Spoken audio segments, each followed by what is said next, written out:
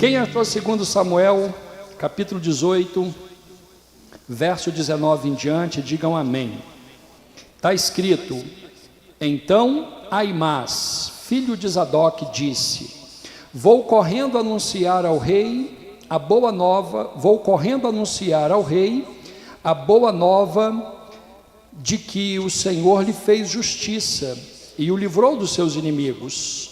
Porém Joabe lhe advertiu: hoje não serás portador de uma alegre mensagem, noutro dia sim, porque a nova não é boa, o filho do rei está morto. Joabe convocou um escravo, cuxita, etíope, e lhe ordenou: vai comunicar ao rei tudo o que viste. O homem de Cush reverenciou a Joabe e saiu correndo para levar a notícia ao rei.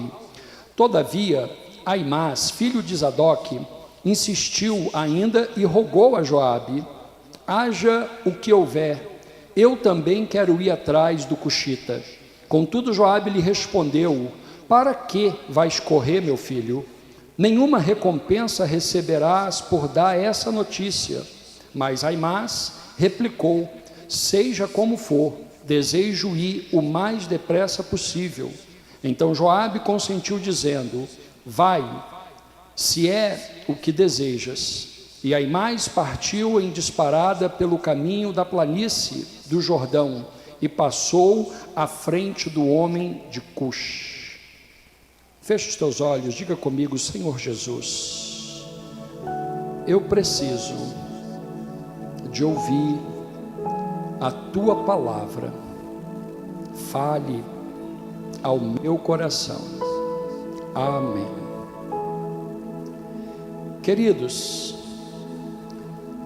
o Senhor, Ele nos dá hoje um privilégio de estar em sua casa, e já disse isso quando assumi o altar, mas eu arremato essa frase dizendo que esse privilégio, ele só é privilégio porque esse tempo que Deus nos prepara, que Deus nos proporciona, ele é um tempo que pode trazer ao nosso conhecimento, trazer ao nosso coração uma possibilidade tanto de entendimento quanto a partir daí de decisão para a mudança da nossa vida. Mudança que às vezes a gente reluta em se permitir viver, mudanças que às vezes a gente sequer dá atenção devida para aquilo que a gente precisa viver. Mas seja como for a nossa forma de entender essas realidades do que a gente vive, do que a gente atravessa, a noite de hoje é uma noite de oportunidade, porque é uma noite que nos permite, a partir da palavra de Deus, tirar lições para a nossa vida. E a lição que o Senhor, Ele hoje nos proporciona, ela está dentro de um contexto, talvez de um dos fenômenos mais comum na atualidade, que é a incapacidade de saber esperar o tempo de Deus para a nossa vida, a incapacidade de não conseguir administrar esse fator tão extraordinário que é o tempo, de não saber nos colocar da forma correta, na hora correta, com as coisas corretas, no tempo correto. E essa lição nasce a partir desse contexto que eu leio com vocês, do que esse soldado chamado Aimás vai fazer, para que você tenha uma compreensão da história que nós acabamos de ler. A Bíblia diz que Abisalão, ele havia se levantado contra o próprio pai, o rei Davi, e ele se levantou para poder destronar o pai, tirar o pai do reinado. É verdade que o que ele está fazendo tem uma consequência, não só para a vida dele, mas tem um fator que eu chamaria de consequência de uma escolha do rei Davi.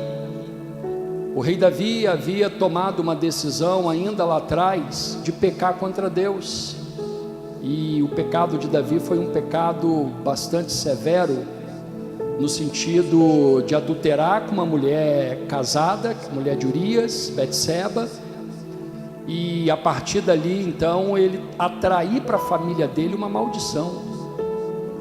O profeta usado por Deus se levantou para dizer a Davi que aquela decisão dele era uma decisão que atraía a espada de Deus para dentro da casa dele. Qual é a primeira lição que a gente tira disso?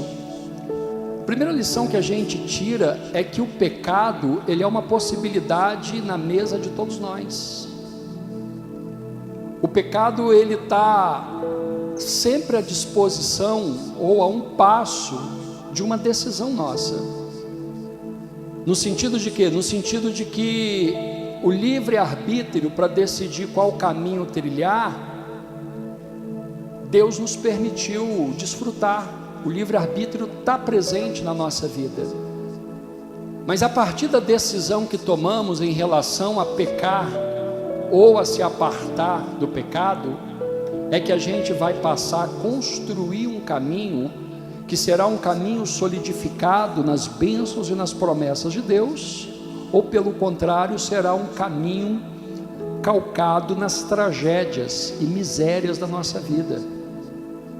Davi está agora calcando um caminho de miséria, de destruição, porque em um momento da vida dele, ele resolveu ceder à tentação, permitiu que o desejo carnal entrasse no coração dele, se permitiu ser atraído por uma mulher que ele não tinha direito de tê-la como esposa. A partir dali ele adultera, ele peca. O profeta se levanta e vai dizer para Davi que por causa daquele fato a espada vai estar na casa dele, pelas consequências do pecado de Davi. E esse jovem se revolta de maneira tão sanguinária que ele quer destruir o próprio pai.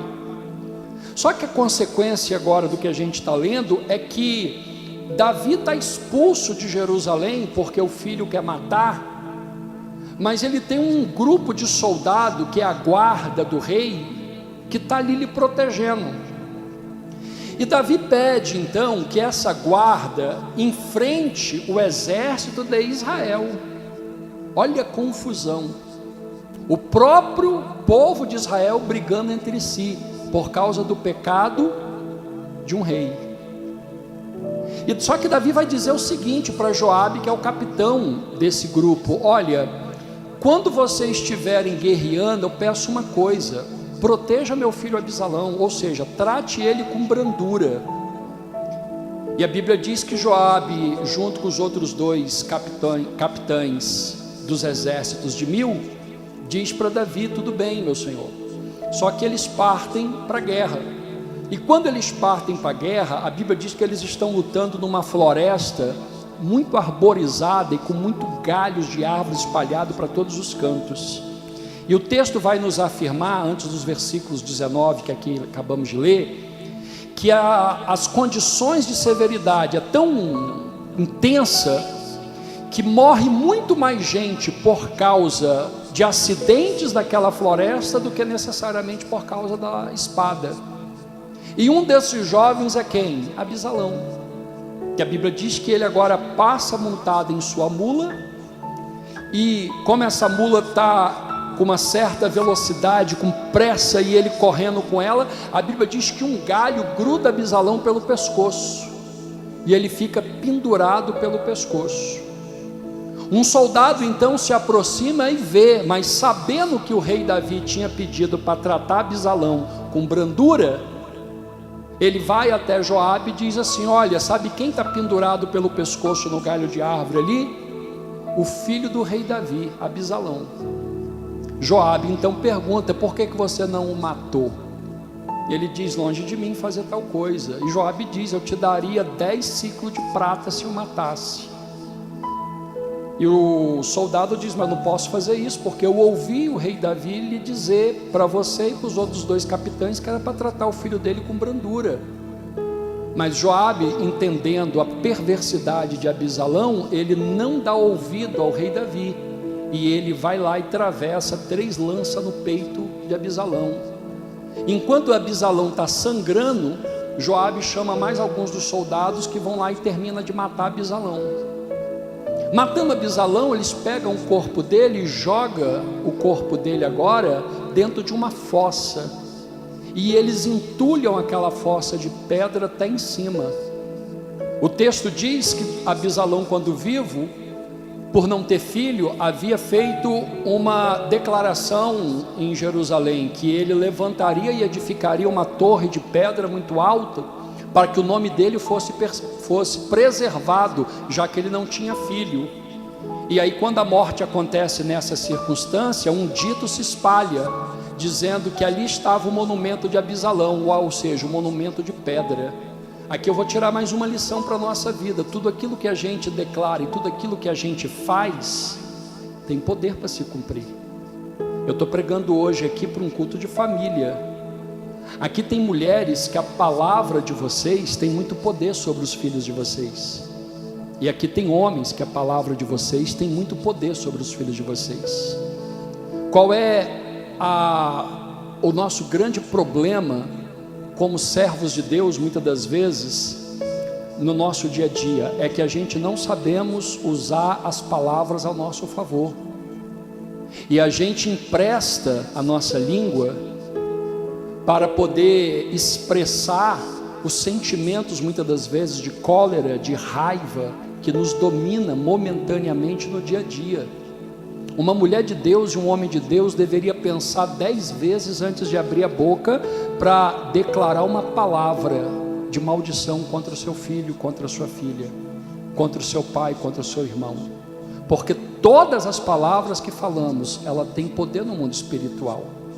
A Bíblia diz que esse é o contexto, e nesse contexto Abisalão está morto.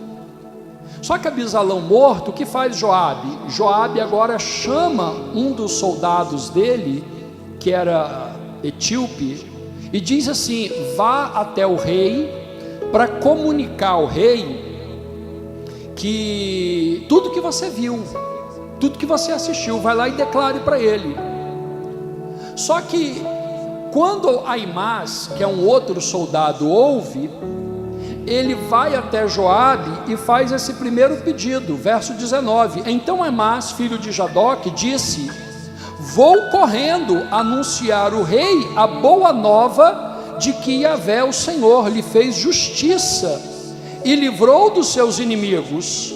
Porém Joabe lhe advertiu: hoje não serás portador de uma alegre mensagem, noutro dia sim, porque a mensagem de hoje, a nova de hoje, não é boa. O filho do rei está morto.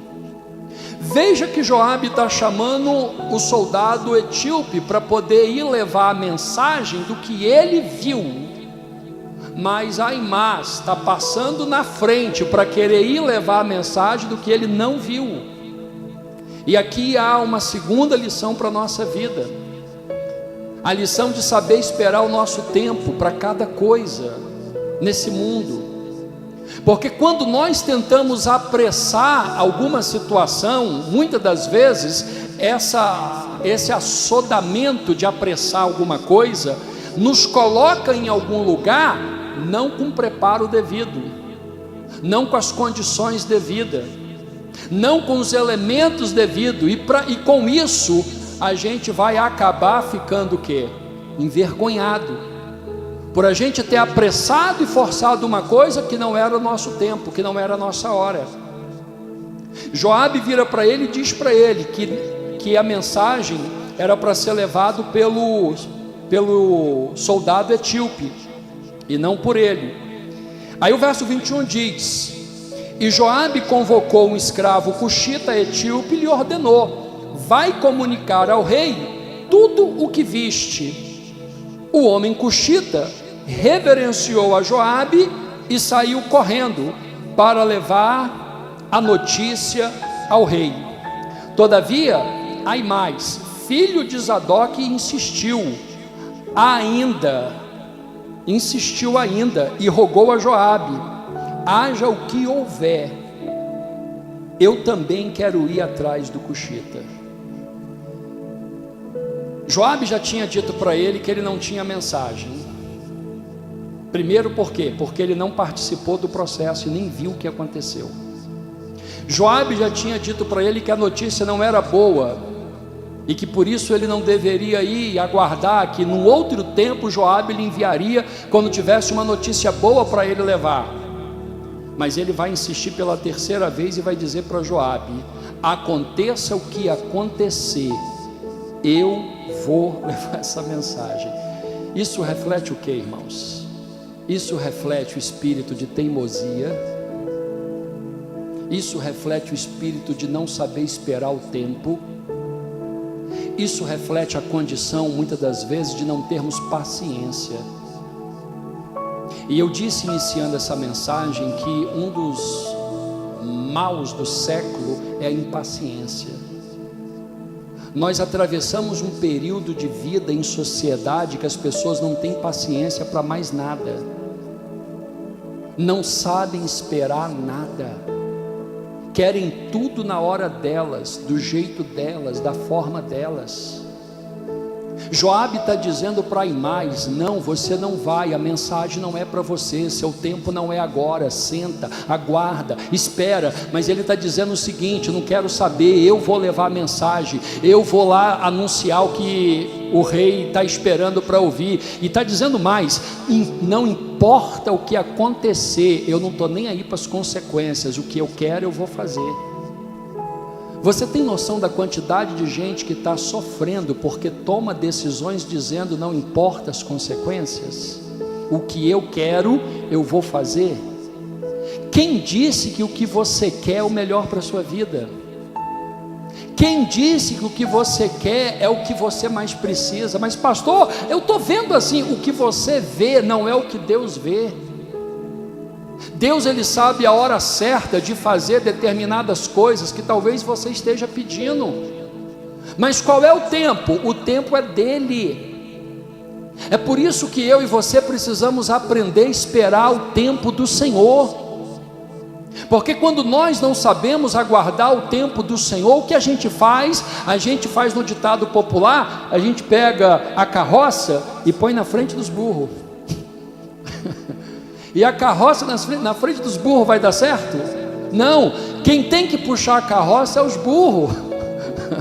Porque se você inverte as coisas e você passa à frente do tempo daquilo que Deus tem separado para você, você vai se dar mal. Talvez eu estou pregando para pessoas aqui que por causa da sua pressa, você estragou até as bênçãos de Deus, por não saber esperar o tempo do Senhor, por não saber aguardar a hora do Senhor, por não ter paciência de sentar para dizer: Deus, estou aqui no Salmo 40, esperei com paciência no Senhor. Pastor, posso orar os 70? Pode. Apressa-te, ó Senhor, e me dá vitória. Pode orar, mas agir, você tem que agir no tempo de Deus. Aimás não está agindo no tempo de Deus, e o pior, ele está dizendo assim: eu não vou esperar, eu vou correr atrás do cuxita, eu vou correr atrás do etíope, eu vou lá para poder levar essa mensagem. E ele vai dizer mais: não importa as consequências, você tem que parar para pensar nas consequências. A vida tem consequência, as escolhas têm consequência. Estou pregando para pessoas que por causa do seu assodamento, a sua pressa, hoje você tem consequência. E você poderia ter evitado essas consequências se você ouvisse os conselhos. Mas você não gosta de ouvir conselho. Você não ouviu o conselho da mãe, você não ouviu o conselho do pai, você não ouviu o conselho do líder, você não ouviu o conselho do pastor. Você sempre disse assim: não importa as consequências, eu quero fazer assim, eu vou fazer, eu quero isso, e eu vou lutar por isso, eu escolhi essa decisão e eu vou tomar. Para com isso, isso não é inteligente. É muito mais inteligente o que a Bíblia diz: na multidão dos conselhos existe o que? Sabedoria. Quando você para ouvir os conselhos, quando você reflete no que as pessoas estão falando, você passa a ter sabedoria para decisão. A vida, ela é assim, e um ponto que as pessoas não sabem esperar um tempo de Deus se chama o quê? Relacionamento. Ah, pastor, eu quero, pastor. Você precisa saber esperar o tempo de Deus. Mas Deus já me revelou. Eu tenho um monte de revelação, mas um monte de revelação de gente que diz é Deus e está lá destruído, está lá divorciado. Me recordo de uma que dizia: pastor, Deus disse para mim que esse varão foi ele que preparou, até o dia que ela chegou no gabinete com o olho roxo. Pastor, eu quero divórcio. Falei: o que houve? Aquele canalha, aquele cretino. Eu falei: mas não é esse o varão de Deus? Não, aquele é do diabo. Eu falei: mas era de Deus. Até o dia que o que parecia ser de Deus deixou de ser. Irmão, é preciso paciência, é preciso saber aguardar o tempo de tudo na vida, entendendo que cada passo que vamos dar na vida precisa ser confirmado pelo Senhor. A Bíblia diz então que Aimás toma essa decisão, e ele diz assim: olha, não importa, né? Ele põe no coração dele que não importa as consequências. Porém Joabe lhe advertiu, né? Verso 22: todavia Aimás, filho de Zadok, insistiu, ainda rogou a Joabe: haja o que houver, eu também quero ir atrás do cuxita. Contudo Joabe lhe respondeu: para que vais correr, meu filho? Nenhuma recompensa receberás por dar essa notícia. Joabe lhe pergunta: para que você vai correr? Para que você vai tomar essa decisão? Nenhuma recompensa você vai receber por isso. Mas a curiosidade de querer à frente, a pressa, a ansiedade, estava levando Aimás a partir sem querer saber quais seriam as consequências. A pergunta de Joabe nos faz uma reflexão: para que você está com tanta pressa? Que recompensa você vai ter por essa pressa que você está tendo na sua vida? Nós precisamos aprender a descansar em Deus. Nós precisamos aprender a ter paz. A gente vive num período em que o processo de aceleramento advindo pela internet coloca a gente num estado de estresse e de ansiedade sem tamanha. O Datafolha fez uma pesquisa do ano passado dizendo que de cada 10 pessoas entrevistadas, 9 sofrem de estresse devido ao aceleramento do dia a dia das coisas, em especial da rede social. Eles costumam chamar essas pessoas de pessoas 2x, que é aquele instrumento que tem no WhatsApp, quando você vai ouvir áudio, que você joga um e-mail, tá demorando demais, aí você joga 2x, aí o negócio passa correndo. Amém. As pessoas estão assim no dia a dia.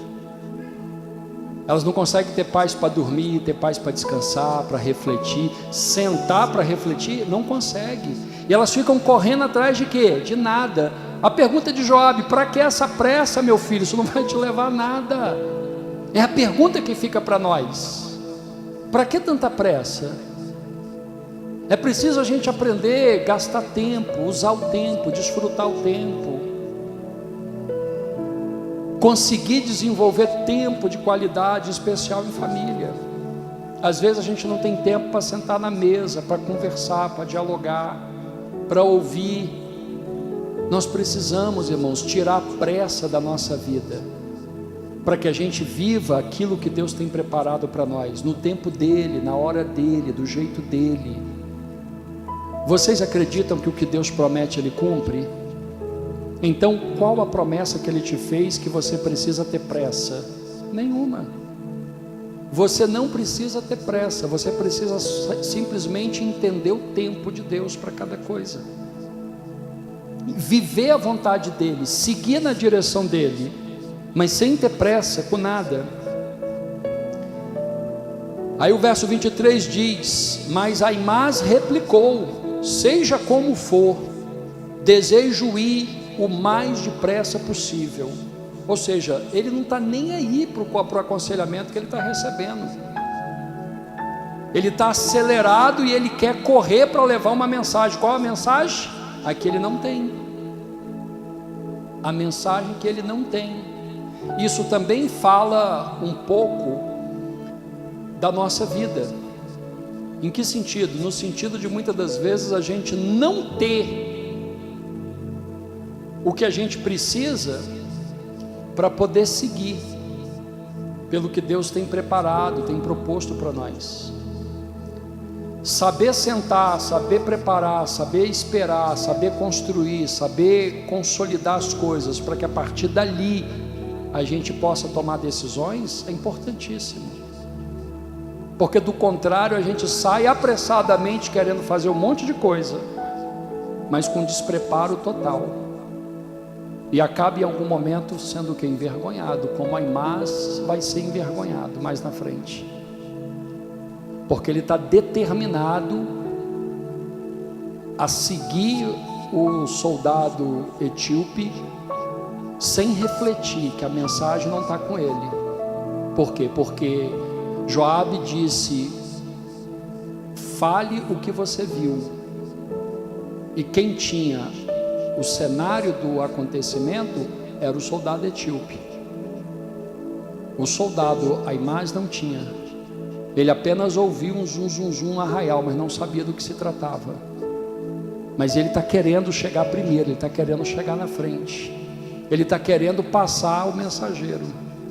Já viu esse negócio de querer ser maior, de querer ser melhor, de querer ocupar o lugar? Mas qual o lugar? O lugar que não é seu? Não adianta querer ir para um lugar que Deus não te mandou, ocupar um espaço que Deus não te colocou, porque você acha aquele lugar talvez atrativo. Aguarde o tempo de Deus, porque quando Deus te colocar no tempo dele, aí a honra vai vir. Se você ocupar um lugar que Deus não botou, não te deu, não te preparou, ele vai ser um lugar de desonra para você, de vergonha para você. Por quê? Porque ele não é o seu lugar. Agora, se você aguardar e esperar o tempo de Deus, ele vai te colocar, e quando ele te colocar, ele vai te colocar preparado. Aquele lugar vai ser de honra, porque você vai estar pronto para viver aquele lugar. A Bíblia diz que então nessa perspectiva, ele mais uma vez diz: seja como for, desejo ir o mais depressa possível. Então Joabe consentiu dizendo: vai, se é o que desejas. Isso traz uma reflexão para a gente também muito importante, que Deus ele nos avisa, ele nos mostra, ele nos fala, ele nos aconselha, mas se a gente insiste, ele nos permite. E ele permite muitas das vezes para que a gente aprenda com os nossos próprios erros. Aí quando a gente cai e a gente quebra a cara, a gente, meu Deus, bem que Deus falou que não era para mim ter feito isso, bem que Deus falou que não era para mim ter ido, só que nós não ouvimos.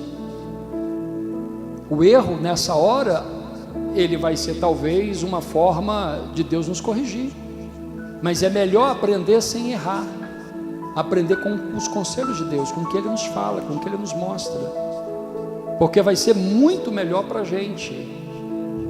O texto diz então que Joabe disse para ele: olha, se é o que deseja, tá bom, então vai, seja conforme a sua vontade. E Aimás fez o que? Partiu em disparada pelo caminho da planície do Jordão, passando à frente desse soldado etíope. Ou seja, o soldado já tinha saído, e Aimás ali conversando com Joabe, dizendo: deixa eu ir, não vai, deixa eu ir, não vai, eu quero ir, não vai, por favor, eu quero ir, tá bom, vai. Ou seja, quando ele sai atrás, ele tem tanta pressa para chegar na frente, que ele passa o soldado etíope, e ele chega na frente do soldado etíope, mas ele chega lá sem a mensagem. Aí o verso de número 28, ainda do capítulo 18, vai dizer: então Aimás aproximou-se do rei, o saudou reverentemente, atirou-se com o rosto no chão diante do rei e anunciou: bendito seja o Senhor o teu Deus. Ele entregou os homens que se insurgiram contra o rei meu senhor. Prontamente o rei questionou: o jovem Abisalão está bem? Ao que Aimás respondeu: observei que houve um grande alvoroço no momento em que Joabe, servo do rei, mandou este teu servo. Contudo, não sei o que aconteceu. Ele não tinha notícia. E os servos que estavam na torre viram que atrás dele vinha um outro soldado. E aí anunciaram para o rei: ó rei, vem um outro soldado pelo caminho. Aí o rei fez o que com Aimás? Sai, se retire e fique para o canto, para que eu espere o outro chegar. E aí quando o outro chegou com a mensagem. Olha o cenário de quem queria levar aquela mensagem não tinha, foi o cenário de ser afastado e posto de lado. Ou seja, não se deu importância nenhuma para ele. Por quê? Porque aquela não era a função dele. Ele não tinha aquela mensagem. Ele insistiu em fazer algo que não havia sido delegado. Mas o rei ficou decepcionado porque, poxa, você vem correndo aqui, me para, chama aqui para poder ouvir, você não tem a mensagem? Como pode um mensageiro sem mensagem? E aí deixa ele de lado para receber o outro que vinha com a mensagem. Tudo bem que não era a mensagem boa, como tinha dito Joabe. E o rei recebe a mensagem, e ele então chora copiosamente, diz o texto, por conta de saber do que havia acontecido. Qual a reflexão que a gente tira dessa mensagem aqui, desse texto aqui? É que quando a gente tem a mensagem correta, a gente não precisa ter pressa. Por quê? Porque o caminho que o Senhor nos construiu e nos preparou vai nos levar ao ponto ideal, ao ponto certo, ao ponto correto. Não tem que ter pressa. É saber esperar o tempo de Deus para cada coisa. É saber esperar o momento de Deus para cada coisa. É não precisar de ficar correndo de forma atabalhoada, mas viver a vida a cada dia, com alegria, com prazer que ela nos proporciona, até que a gente possa chegar e alcançar o nosso objetivo. Ou seja, foi delegado que a mensagem fosse entregue para o rei. Ele chegou lá, o servo etíope chegou lá. Aimás passou na frente correndo, mas não tinha mensagem. Ele continuou caminhando. Caminhando por quê? Porque a mensagem estava com ele. O que significa dizer que quem tem a mensagem não precisa ter pressa. Ou seja, quando Deus está na sua vida, quando Deus coloca as coisas sobre você, você não precisa ter pressa. Tudo que Ele te prometeu, Ele vai fazer. Tudo que Ele te prometeu, Ele vai cumprir. Tudo que Ele te prometeu vai acontecer. Por quê? Porque Ele já deixou claro isso que Ele prometeu na sua vida. Em outras palavras, poderíamos dizer assim: quando você tem a resposta de Deus, você não se precipita. Você sabe esperar o tempo, você sabe esperar a hora. O maior problema das pessoas é a precipitação. A precipitação leva a jogar tudo fora, leva a se perder no caminho e depois ainda se perguntar: cadê Deus? E Deus dizendo: eu estou aqui há tanto tempo, você não me ouve. Por quê? Porque você vive precipitado, querendo fazer as coisas no seu tempo, querendo fazer as coisas do seu jeito. E eu não trabalho assim. Eu trabalho com o meu tempo, eu trabalho com a minha hora, eu trabalho com o meu momento. Que você possa permitir essa simples palavra entrar no seu coração, e que ela no seu coração possa te fazer refletir em esperar o tempo de Deus para cada coisa na sua vida, para cada decisão, para cada escolha, para cada atitude, sabendo que Deus cuida de você. É Ele que disse que cuida de mim, cuida de você. A palavra dele é muito clara para nós. Ele disse que a ansiedade atrapalha o trabalhar de Deus. A palavra do Senhor nos ensina que pássaros não plantam, pássaros não colhem, pássaros não ajuntam em celeiro. Todavia, Deus não permite que nenhum deles passe fome, passa sede ou fique desamparado. Todos os dias o Senhor prepara o banquete para os pássaros, independentemente de onde eles estiverem voando. Porque se tem uma coisa que pássaro não faz é ficar guardando comida para o dia seguinte. Eles vivem cada dia de cada vez. Ou seja, nós precisamos aprender. E o texto vai dizer: porventura vós não sois mais importante do que os pardais, que não plantam, que não colhem, que não ajuntam em celeiro, e todavia Deus prepara mantimento, prepara água, prepara ninho, prepara tudo. Nós somos mais importantes do que os pardais, sim ou não? Sim, muito mais Deus cuida de nós. Não deixa a ansiedade destruir a sua vida, não deixa a impaciência corroer seu coração. Pastor, mas não está acontecendo como eu quero. Descansa. Deus tem o tempo dele separado para você, para cada coisa na sua casa, na sua vida, na sua família. Quem recebe, diga amém.